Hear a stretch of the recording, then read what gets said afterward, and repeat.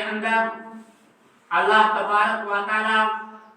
اب ان لوگوں کا ذکر فرما رہا ہے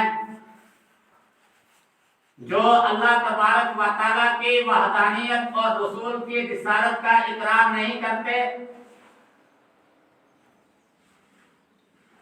اور جتنے بھی انعام یافتہ لوگ ہیں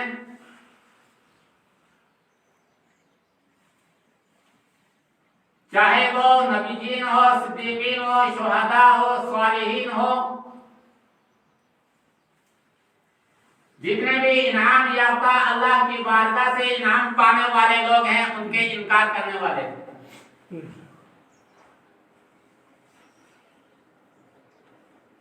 ان الذین کفروا سواء علیہم، یہ آیت مبارکہ تب اللہ تبارک و تعالی نے نازل فرمائی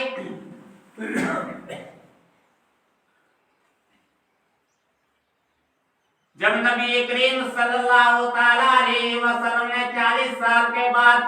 تبلیغ کا سلسلہ شروع کیا، اور نبی کریم صلی اللہ تعالی علیہ وسلم کی یہ دلی خواہش تھی کہ جتنے بھی لوگ ہیں، جتنے بھی اللہ کے بندے ہیں، وہ جہنم سے بچ جائیں، اور اللہ تبارک و تعالیٰ کی وحدانیت اور جتنے بھی انبیاء کرام رسولان اعظام اللہ تبارک و تعالیٰ نے اس دنیا کے اندر نازل فرمائے ان کی رسالت اور ان کی نبوت کا اقرار کر لیں۔ حضرت نوح علیہ السلام کا ذکر اللہ تبارک و تعالیٰ نے قرآن کے اندر فرمایا کہ حضرت نوح علیہ السلام نے اپنی نبوت کا اعلان 250 سال کے بعد فرمایا اور 950 سال دنیا کے اندر رہ کر تبلیغ فرمائی۔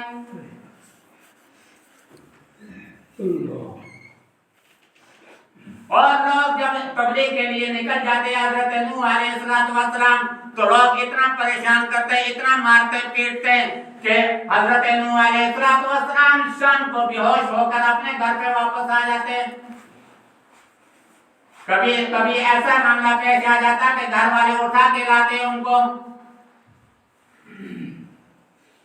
نبی کریم صلی اللہ تعالی علیہ وسلم کی دلی خواہش بھی یہ تھی کہ اللہ تبارک و تعالیٰ کے جتنے بھی بندے وہ جہنم سے بچ جائیں، اللہ کے عذاب سے بچ جائیں۔ جو جہنم کا عذاب ہے، جو 1000 سال آگ جلائے تو کالے ہو گئے، اور 1000 سال آگ جلائے تو لال ہو گئے، اب 1000 سال جلے تو رنگ برنگی آگ ہو گئے، اور اس میں اللہ تبارک و تعالیٰ قرآن کے اندر ذکر فرماتا ہے کہ جہنم کو انسان اور پتھر سے بھرا جائے گا۔ اس وجہ سے نبی کریم صلی اللہ تعالی علیہ وسلم نے یہ دلی خواہش تھی کہ تمام کے تمام انسان جو ہے وہ اللہ تبارک و تعالیٰ کی وحدانیت کا اقرار کر لیں اور رسولوں کی رسالت کا اقرار کر لیں۔ ان الذین کفروا سواء علیہم، اللہ تبارک و تعالیٰ نے نبی کی خواہش کو دیکھ کر، نبی کی تبلیغ کو دیکھ کر، اپنے پیارے حبیب کی تبلیغ کو دیکھ کر، اپنے حبیب کی محنت کو دیکھ کر، مشقت کو دیکھ کر، روزانہ نبی کریم صلی اللہ تعالی علیہ وسلم جب کفار مکہ کے درمیان نکل جاتے تبلیغ کے لیے، کوئی نبی کریم صلی اللہ تعالی علیہ وسلم کے اوپر کسی نے پتھر برسائے تو کسی نے کوڑا پھینکا،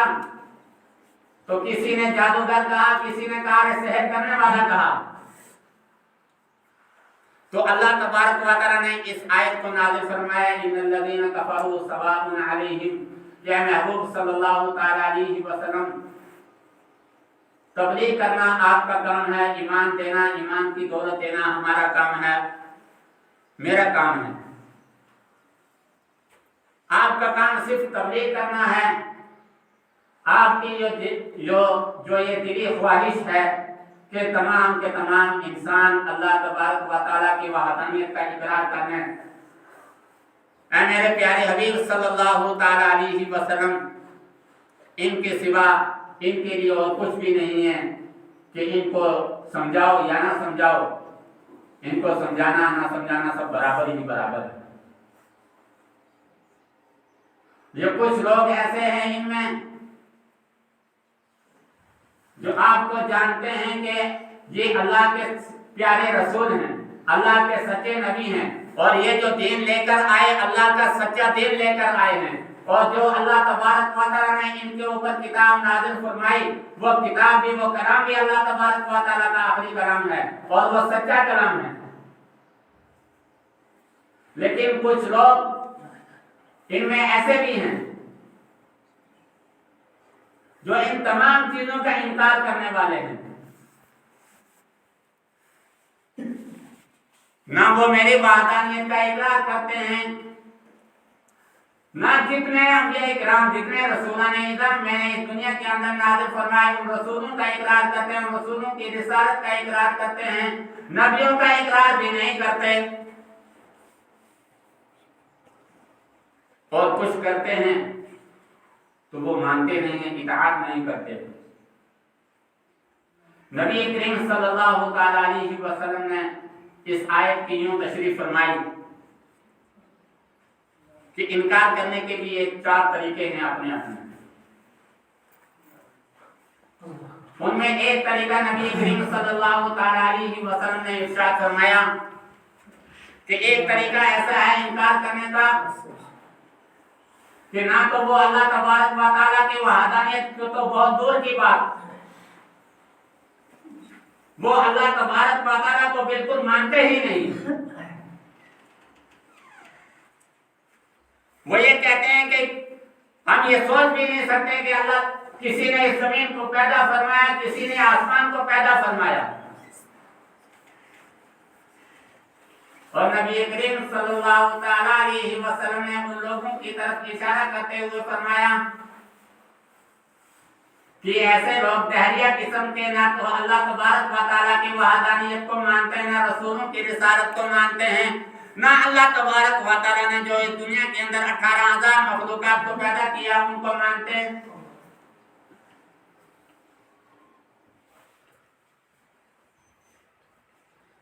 امام اعظم ابو حنیفہ کے دور میں ایک ایسا ہی شخص لوگوں سے سوال کر رہا ہے دہریہ قسم کا کہ لوگوں بتاؤ کہ اللہ تبارک و تعالیٰ اس ٹائم کیا کر رہا ہے، اور اللہ تبارک و تعالیٰ سے پہلے کون تھا، اور تیسرا سوال اللہ تبارک و تعالیٰ کا رخ کس طرف ہے۔ حضرت امام اعظم ابو حنیفہ رضی اللہ تعالیٰ عنہ کا بچپن کا زمانہ، ابھی طالب علمی کا زمانہ گزر رہا ہے، بڑے بڑے علماء کرام موجود ہیں، سب علماء کرام کو اکٹھے کر کے وہ سوال کر رہا ہے، اور ایسے یہ سلسلہ چلتا ہوا دربار تک چلا گیا، شاہی دربار تک۔ شاہی دربار میں جا کر اس نے یہی سوال پوچھے کہ اللہ تبارک و تعالیٰ سے پہلے کیا تھا، اور اللہ تبارک و تعالیٰ اس ٹائم کیا کر رہا ہے، اور اللہ تبارک و تعالیٰ کا رخ کس طرف ہے۔ شاہی دربار کے اندر بھی بڑے بڑے علماء کرام موجود ہیں، بڑے بڑے مفسرین کرام موجود تھے۔ کسی کے ذہن میں ان تینوں سوالوں کا جواب نہیں آیا، لوگ اپنے سروں کو جھکائے ہوئے اس کی باتوں کو سن رہے تھے۔ ایک مدرسے میں پڑھنے والا طالب علم جس کی عمر ابھی 10 یا 12 برس تھی، 10 یا 12 سال، وہ کہیں سے گزر رہے تھے، مدرسے میں جا رہے تھے یا مدرسے سے آ رہے تھے، تو دیکھا کہ لوگوں کی بھیڑ لگی ہوئی ہے، ایک شخص کرسی پہ کھڑا ہو کر تقریر کر رہا ہے۔ اس بچے نے پوچھا کہ اے لوگوں یہاں کون عالم آیا ہے جو اتنے لوگ اکٹھے ہو کر اس کی باتوں کو سن رہے ہیں۔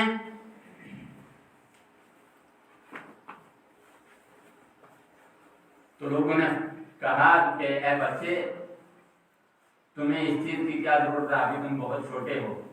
یہ ایک دہریہ قسم کا آدمی ہے اور اتنے بڑے بڑے علماء کرام موجود ہیں، اور یہ ان سے سوال کر رہا ہے کہ اللہ تبارک و تعالیٰ کا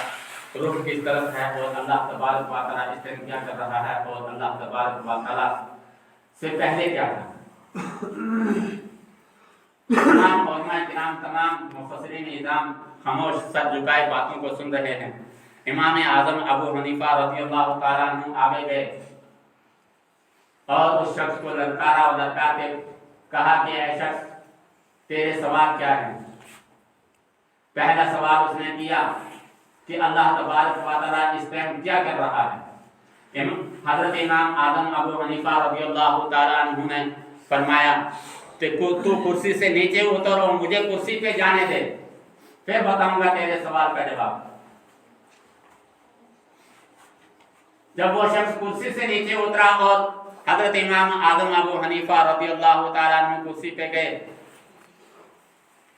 تو فرمایا کہ اے شخص تیرے پہلے سوال کا جواب یہی ہے کہ اللہ تبارک و تعالیٰ تجھے کرسی سے اتار رہا اور مجھے کرسی پہ بٹھا رہا ہے، مجھے تبلیغ کرنے کے لیے کہہ رہا ہے۔ اب دوسرا سوال کیا ہے تیرا؟ تو دوسرا سوال اس نے پیش کیا کہ اللہ تبارک و تعالیٰ کے سے پہلے کیا تھا؟ حضرت امام اعظم ابو حنیفہ رضی اللہ تعالیٰ عنہ نے فرمایا کہ تجھے گنتی آتی ہے؟ کہ ہاں گنتی آتی ہے، 1 2 3 4 5 6 7 8 9 10۔ 10 سے پہلے کیا 9، 9 سے پہلے کیا 8، 8 سے پہلے کیا 7، 7 سے پہلے کیا 6، 6 سے پہلے 5، 5 سے پہلے کیا 4، 4 سے پہلے کیا 3، 3 سے پہلے کیا 2، 2 سے پہلے کیا 1، 1 سے پہلے کیا ہے؟ 1 سے پہلے کچھ نہیں۔ اللہ تبارک و تعالیٰ بھی ہمیشہ سے